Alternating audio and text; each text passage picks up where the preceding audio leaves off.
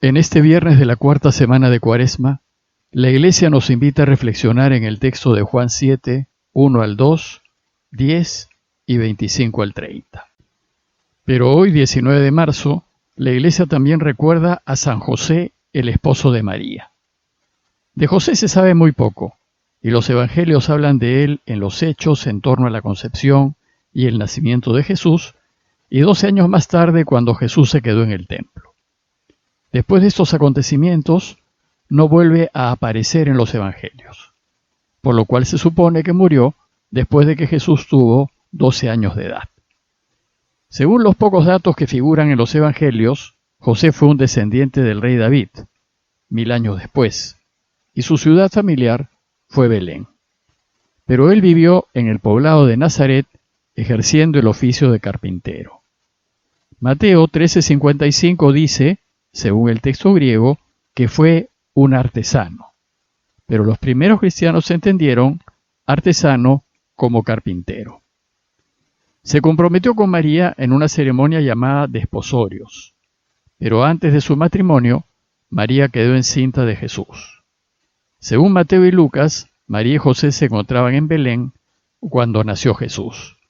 Y José asumió al hijo de María como su propio hijo, y lo formó y cuidó de él hasta que murió. Lo más llamativo es que en los evangelios no dice una sola palabra. Siempre aparece recatado, en segundo plano, dejándoles el centro a Jesús y a su madre. Pero sin duda, debió ser un hombre extraordinario para que haya sido esposo de María. Sabemos que fue un hombre de oración, y Mateo 1:19 nos dice que era un hombre justo, es decir, uno de los que hacen siempre la voluntad de Dios. Trabajó discretamente y en silencio para sostener a su familia y ayudar al Padre a reinar.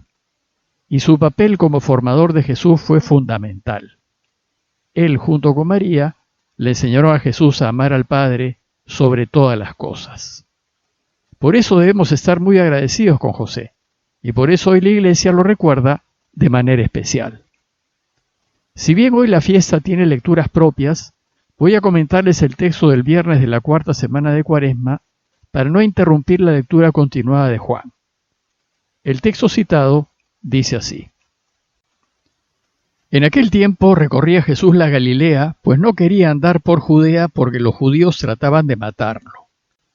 Se acercaba la fiesta judía de las tiendas. Después que sus parientes se marcharon a la fiesta, entonces subió él también, no abiertamente sino a escondidas. Entonces algunos que eran de Jerusalén dijeron: ¿pero no es este el que intentan matar? Pues miren cómo habla abiertamente, y no le dicen nada. ¿Será que los jefes se han convencido de que este es el Mesías? Pero sabemos de dónde viene, mientras que el Mesías cuando llegue, nadie sabrá de dónde viene. Entonces Jesús, mientras enseñaba en el templo, gritó: A mí me conocen, y conocen de dónde vengo. Sin embargo, yo no vengo por mi cuenta, sino enviado por el que es veraz. A ese ustedes no lo conocen. Yo lo conozco, porque procedo de él y él me ha enviado. Entonces intentaban agarrarlo, pero nadie le pudo echar mano, porque todavía no había llegado su hora. El texto que les acabo de leer, la Iglesia nos los presenta resumido, así es que les sugiero leer el texto completo en sus Biblias. El relato empieza diciéndonos que Jesús recorría Galilea, el norte de Israel, y probablemente se encontraba en Nazaret por la mención que el texto hace de sus parientes.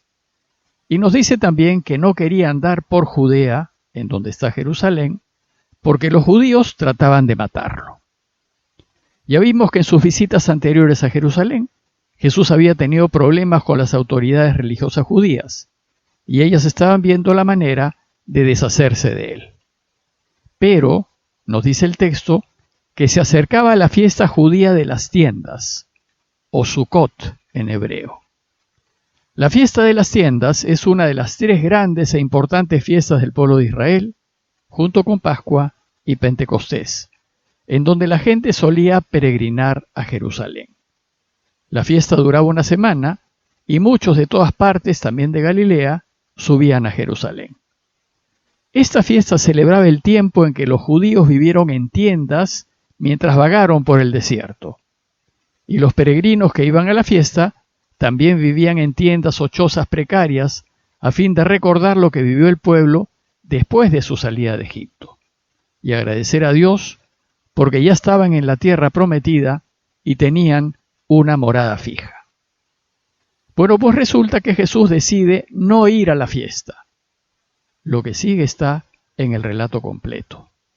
Sus parientes insistían en que vaya para que todos conozcan su mensaje. Pero Juan nos dice que en realidad ni sus propios parientes creían en él. ¿Y por qué Jesús no quería ir? El mismo texto nos dice al inicio que en Jerusalén buscaban matarlo. Y Jesús tenía claro que aún no había llegado su hora, la hora de terminar su trabajo. Todavía tenía mucho que hacer. Tenía que continuar con su anuncio, formar a sus discípulos y enseñarnos cómo tenemos que vivir a fin de que Dios reine. Jesús pues sentía que su misión no estaba aún madura. Luego, decidir no ir era una medida de prudencia, para así poder terminar su obra. Pues como sabemos, Jesús no tuvo miedo a enfrentarse a la muerte. Sin embargo, este no era el momento. Bueno, resulta que sus parientes sí fueron a la fiesta, y fueron sin él. Sin embargo, Jesús después cambió de opinión y fue. Pero nos dice el texto que, después que sus parientes se marcharon a la fiesta, entonces subió él también, pero no abiertamente, sino a escondidas. Jesús fue de incógnito, y tal vez por motivos religiosos, pues era un judío practicante que seguramente deseaba celebrar esa fiesta religiosa. El texto completo, que los invito a leer en sus Biblias, nos dice que en Jerusalén la gente preguntaba por él. Algunos de ellos hablaban a favor y otros en contra. Y el texto nos dice que hacia la mitad de la fiesta, que duraba una semana, es decir, hacia el tercer o cuarto día, decidió Jesús salir de su anonimato, presentarse en el templo y ponerse a enseñar. Y al hacerlo, empezaron las discusiones. Lo acusan de enseñar sin haber estudiado y lo acusan de tener un demonio dentro. Y Jesús se va a defender de todas estas acusaciones. Y entonces dice el texto que algunos que eran de Jerusalén dijeron: pero ¿no es a ese a quien quieren matar? Miren cómo habla con toda libertad y no le dicen nada. ¿No será que las autoridades se han convencido que es en realidad el Mesías? Bueno, pues este es el punto central del relato. ¿Es Jesús en realidad el Mesías? La pregunta acerca de si es o no el Mesías suscitó una discusión, pero la discusión se centró en su origen, en sus pergaminos. Sus discípulos, los que lo seguían, pensaban que sí lo era. Después la iglesia va a afirmar, ya sin dudar ni poder dudar, que Él es el Mesías esperado, pues con su resurrección derrotó al enemigo invencible, a la muerte. Pero las autoridades de Jerusalén lo consideraban un farsante, y de ahí que se pregunten por su origen. Y van a decir: sabemos de dónde viene. A ojos de los de Jerusalén, Jesús no tenía ningún mérito para ser el Mesías. No tenían currículum para hacerlo.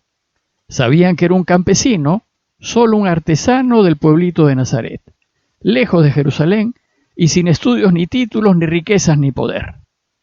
Y dice el texto que el Mesías, cuando llegue, nadie sabrá de dónde viene, pues ellos creían que el Mesías vendría de los cielos con la fuerza y el poder de Dios.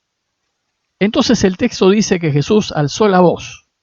La traducción más precisa del griego es gritó. Y dijo: me conocen y saben de dónde vengo. Es decir, ellos saben que según los criterios humanos Jesús no tiene argumentos para ser el Mesías. Sin embargo, dice Jesús: yo no vengo por mi cuenta, sino que verdaderamente me envía el que es veraz. Es decir, Dios Padre, el que es la verdad. Y les dice que Él verdaderamente viene del Padre y que es Dios Padre quien lo envía. Pero ellos no pueden entenderlo porque dice el texto: a Dios ustedes no lo conocen. Aquí Jesús públicamente los denuncia por falsos, porque dicen conocer a Dios cuando en realidad no lo conocen ni conocen su modo de proceder.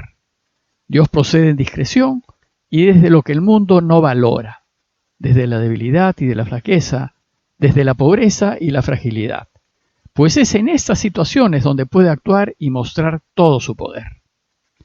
Y Jesús termina diciendo, en cambio, yo sí lo conozco, y lo conozco porque vengo de Él y porque Él me ha enviado.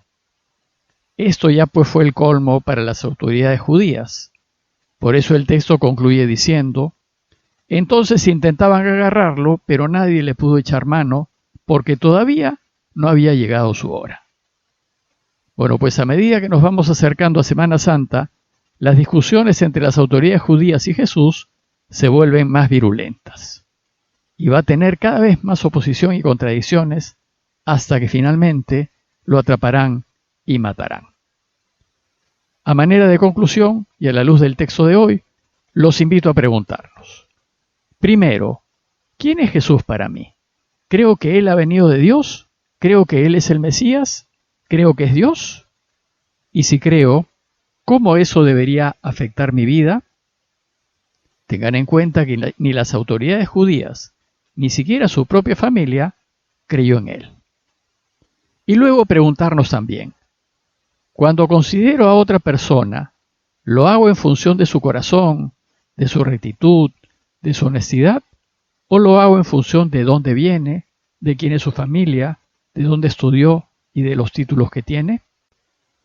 Pidámosle a Dios la gracia de descubrir su mano en las personas con las que nos encontramos, a fin de que juzguemos como Él, mirando el corazón. Parroquia de Fátima, Miraflores, Lima.